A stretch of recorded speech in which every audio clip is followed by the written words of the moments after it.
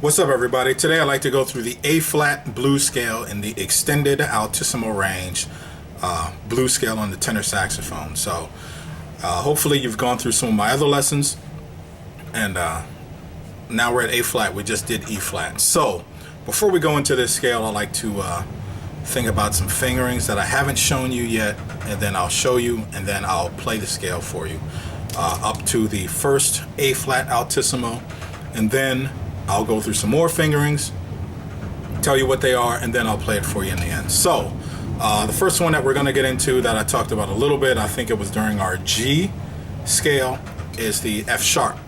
So in this case, A flat, we'll just stick to our harmonic equivalents, which will be G flat. So in this case, if you remember back to our magic altissimo fingering number 2, we use our split F, which is just like F, our middle F with the octave key, and we lift the 2 fingers. So we have 1, 3, and 4.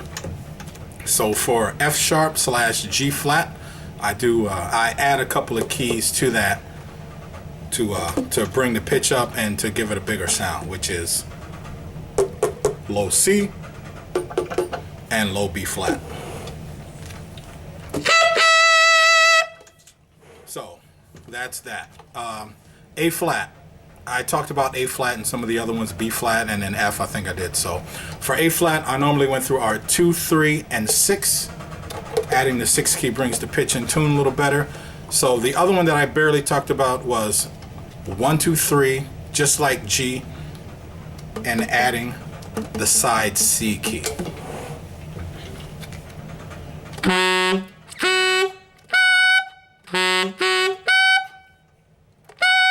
That's the other one. So let's try it. Let's play the scale, and I'll use those fingers.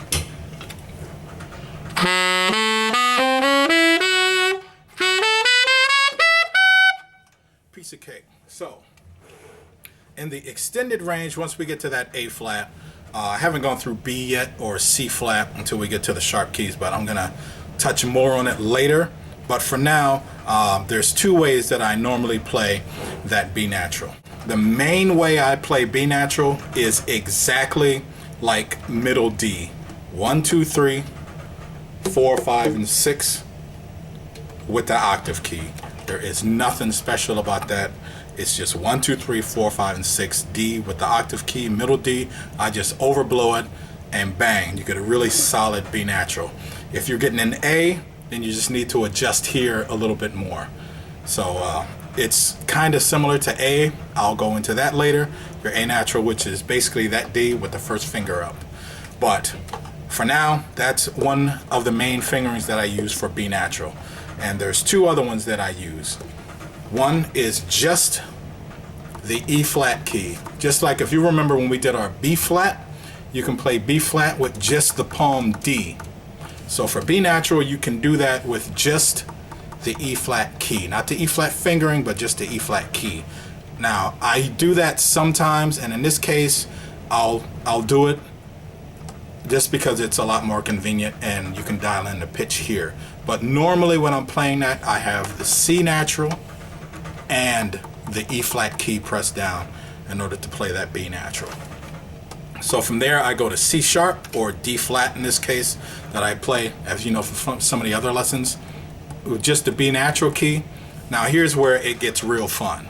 So from the B natural, I add side C in order to play D. So just like you would finger a side C, you overblow that to play D. And then for E flat, I go to the C fingering. So we can go from B natural, add side C to C in order to play D flat, D, and E flat. Right in the blue area, you can get real nasty with that. And it lays really well under the fingers. This is I like playing in this key. And sometimes I'll just write out a blues head or something just in that key, just so I can play all that kind of stuff up in that register. So instead of playing in B flat all the time, in F and C and G, it's like, let's spice it up a little bit. Start all those licks, get some new licks that you don't play all the time. So at any rate, we're at our E flat, and up from there, as I talked to in one of my other lessons, our G flat, or F sharp, which is the palm D key, 3, and the side E.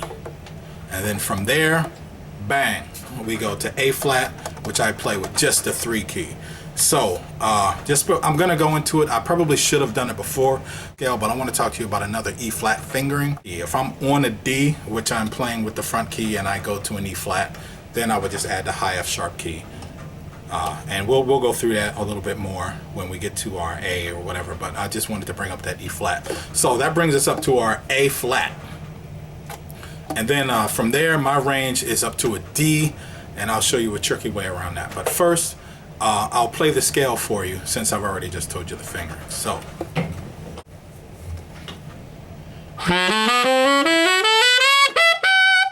we get to this A flat. That's the E flat key by itself. Notice how much leeway you have with that pitch.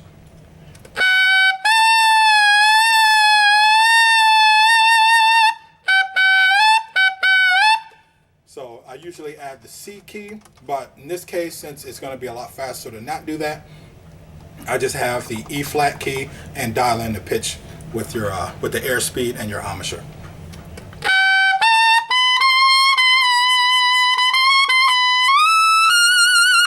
So with that, you can go from that B natural, that's right in the blue area, B natural, in order to play C sharp or D flat, add the side C in order to play D, and then from there I went to the high F sharp to get that playing around just in that blue area of the scale. So let's talk about from the A flat up to the top of my range. I'll explain fingering to you first, and then I'll play it. So let's talk about our A flat, our double altissimo A flat, and then up. My range, I have a D.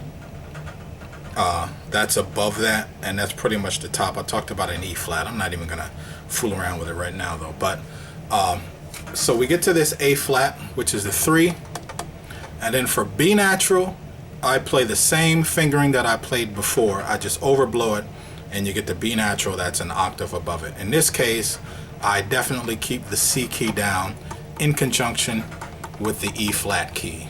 So I'll go from A flat to this position here to play that the B natural, and for or C flat I should say, and then for the D flat or C sharp, I go back to the B natural. Now normally I would play the front key with the high F sharp in order to play that C sharp or D flat, but in this case, since it's going to be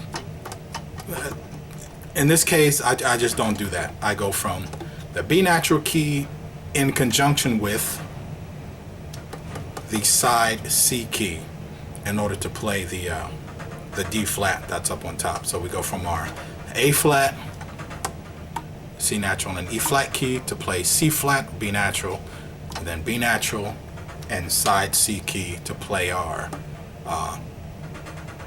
D flat, and then I can add the high F sharp key just like I did an octave below in order to play around with that C sharp or D flat to D type of bluesy area in the scale. So I'll play it for you now.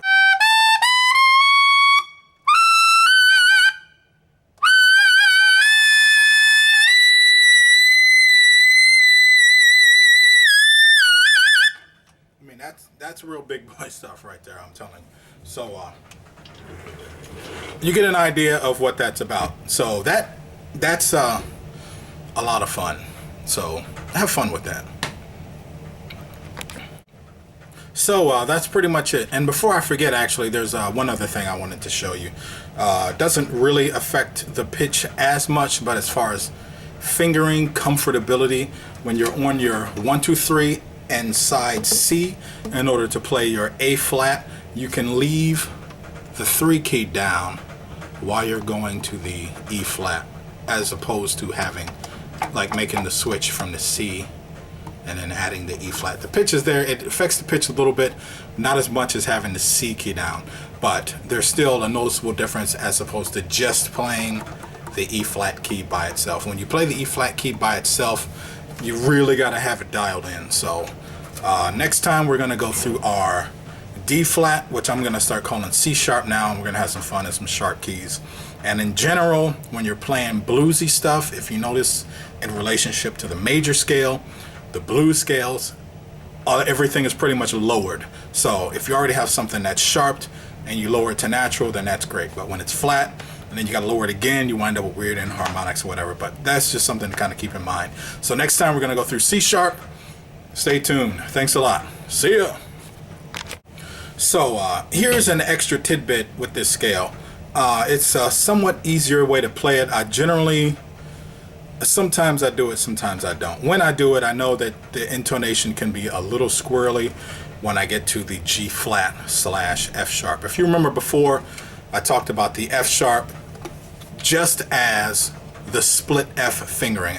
Magic Altissimo fingering number 2, 1, 3, and 4. So you play an F sharp with that, above that a C, above that an F, above that a B flat, and then like a B natural that's above that. So when I'm playing that in this scale, I can use just 1, 3, and 4 instead of adding the low C and low B flat. And then from there I can go to the other A flat fingering that I showed you, which is 2, 3, and the 6 key.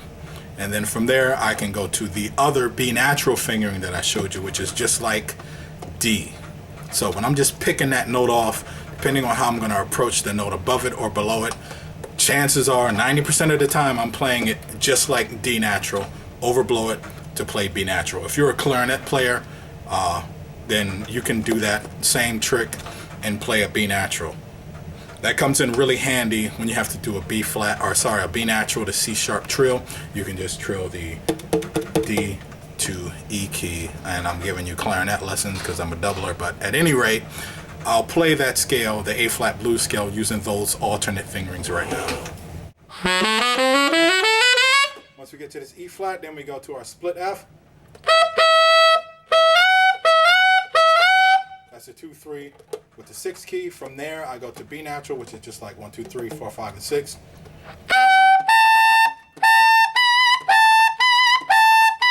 And then I go to our D flat or C sharp with the B natural, and then the rest of the scale I pretty much play the same way.